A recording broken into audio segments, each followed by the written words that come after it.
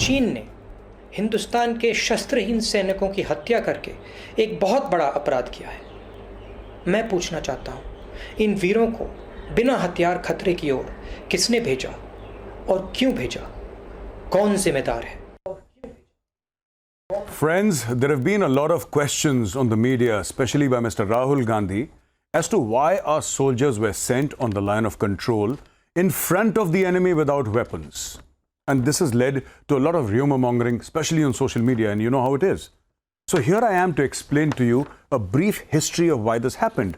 And I'm sure you all must be wanting to know why, in God's name, in the 21st century, when we're talking about artificial intelligence, the Internet of Things, and we're talking about robotics, why are the two biggest armies of the world fighting with sticks and stones? So here is a brief. So there is a 1996 agreement which says that neither side shall open fire. Please listen to this carefully. Neither side shall open fire, cause biodegradation, use hazardous chemicals, and conduct blast operations. So blast operations here refers to building of roads and or using heavy explosives for blowing up mountainsides, etc. for border work. Hunt with guns or explosives within 2 kilometers from the line of control. Now, this essentially says that A, you will not carry guns or hunt with them or carry biohazardous materials. Then it says, this prohibition shall not apply to routine firing activities in small arms and on firing ranges of both the armies. So here, friends, what happens is armies are expected to train, whether it's the Indian Army or the Chinese Army. They're expected to train their men, and firing is an extremely important component of a soldier's training. So this excludes firing on the range, because a range is a limited area. It's a clearly marked out area with a butt wall, and you cannot hurt anybody on a firing range unless somebody's directly there in the line of fire. So this excludes the firing range. It says in Article 6, point number 4 of this 1996 agreement itself, it says if the border personnel of the two sides come face to face in a situation where there is a difference of opinion in the alignment of the line of actual control, then they shall exercise self-restraint. So this is the first thing. Exercise self-restraint. No firing, no violence, no attack, self-restraint. And take all necessary steps to avoid escalation of the situation. Both sides shall also enter into immediate consultation through diplomatic channels and through premeditated military channels. This essentially means that even if the Indian Army and the Chinese Army comes face to face, because as you know, and we have already explained in great detail earlier in this channel, that the line of actual control is perceptional, should not be confused with the line of control with Pakistan. Line of actual control is perceptional. China feels that the line of control is here. We feel that the line of control is here. And this has been going on for 100 years. It's never been resolved. In spite of India telling China that please come on the table, and we have told them tens of times, come on the table, let's resolve it. It's too much of a headache managing this huge 3,500 kilometer border, but China just won't listen. So, if border patrols of both the countries come face to face, the first thing is immediate disengagement. Tell the diplomats to talk to each other and get the militaries, the senior commanders, to talk to each other to immediately disengage and diffuse the situation. This will avoid any escalation whatsoever. There is an understanding in this agreement, the 1996 agreement, there is this understanding that both armies are armed, and when soldiers have a heated exchange, there is every chance of a gun or a weapon going off accidentally. This is the level to which this agreement has been thought through. Forget about shooting at another human being. You're not even supposed to kill an animal. It says so here, right here in written. So this was what Mr. Rahul Gandhi wanted to know. Why were our soldiers sent there without weapons? No, every Indian Army soldier has a weapon. Let me make it very clear. But because of this agreement, what has happened is that these are special circumstances. The Chinese Army does not carry weapons. We do not carry weapons. I don't know, that may change after this small skirmish in which we lost 20 brave hearts and 43 Chinese were killed. But till day before yesterday, these were the rules of engagement which China broke. Sambit Patra had something to say to Mr. Rahul Gandhi.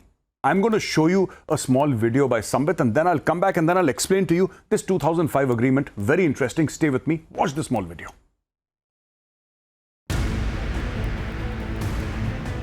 भाई और बहनों, चीन ने हिंदुस्तान के शस्त्रहीन सैनिकों की हत्या करके एक बहुत बड़ा अपराध किया है। मैं पूछना चाहता हूँ, इन वीरों को बिना हथियार खतरे की ओर किसने भेजा और क्यों भेजा? कौन जिम्मेदार है? नवंबर 1996 में ये एग्रीमेंट साइन किया गया। देवेगौड़ा जी उस समय प्रधानमंत्री।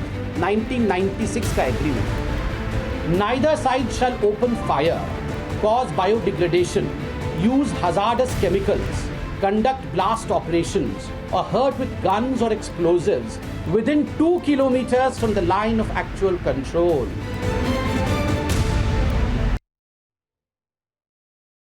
So you've seen what Sambit Patra had to say to the questions raised by Mr. Rahul Gandhi.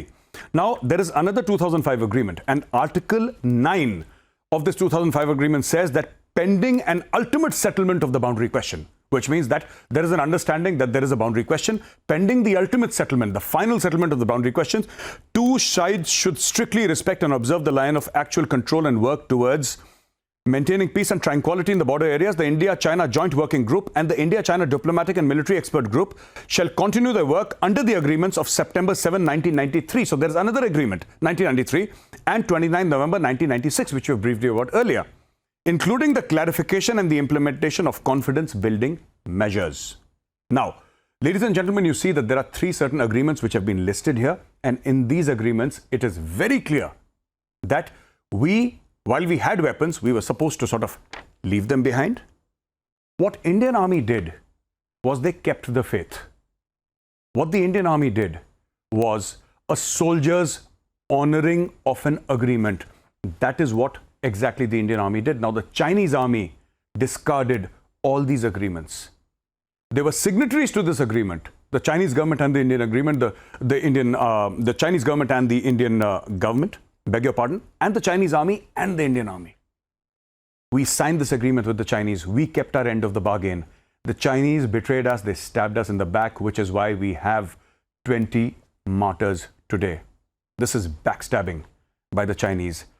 The Chinese, ladies and gentlemen, did not care for this agreement. And now, with a heavy heart, I must say that neither should India. My colleague Shweta Tripathi is in Ladakh, and she has been reporting there throughout the day. Watch a small video. There's something very interesting that you should see and know about. इस वक्त आपको दिखा दें किस तरह से जो यहाँ पे लद्दाख के लोग हैं वो इकट्ठा हुए हैं। ये धार्मिक संगठन है लद्दाख के जो यहाँ पर इस वक्त मार्च कर रहे हैं, कैंडल मार्च यहाँ पर वो कर रहे हैं। वो लगातार यहाँ पर बताने की कोशिश कर रहे हैं कि किस तरह से वो बहुत दुखी हैं। जो कुछ चीन ने किया है वो उसका जवाब देना चाहिए।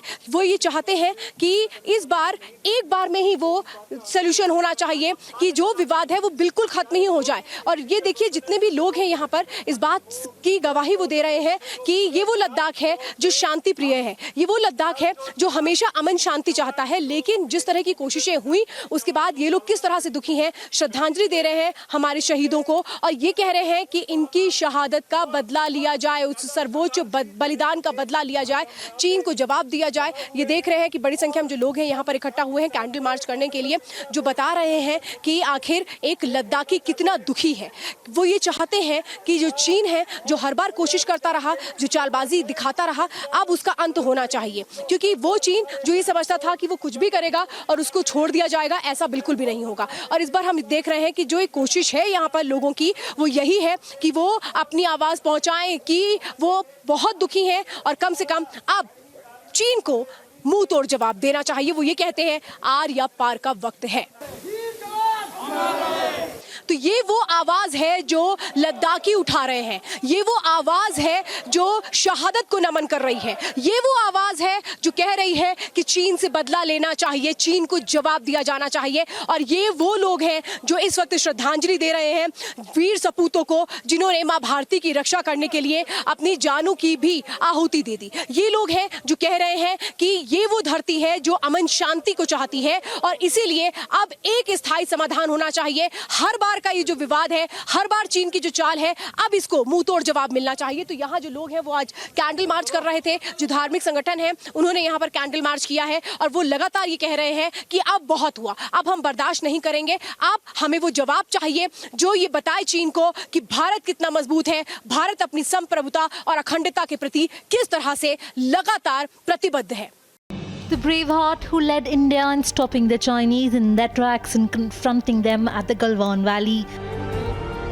Those who knew Colonel Santosh Babu remember him as a spirited officer with a pleasing personality, with utter commitment for the service and the nation. A soldier who won everyone's hearts at home as a father and at the front as a commanding officer. The mortal remains of the hero returned to Hyderabad today. Colonel Santosh Babu was a very simple and disciplined cadet with a smiling face, a proud son of Hyderabad. He fulfilled his father's personal dreams of serving the nation one day. Bhupender is a proud father today.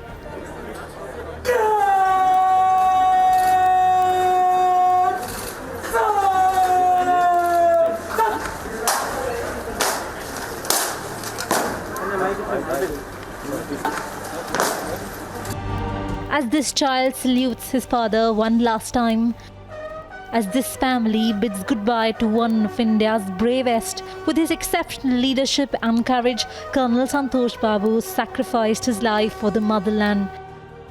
He remained ever loyal to the nation and the uniform.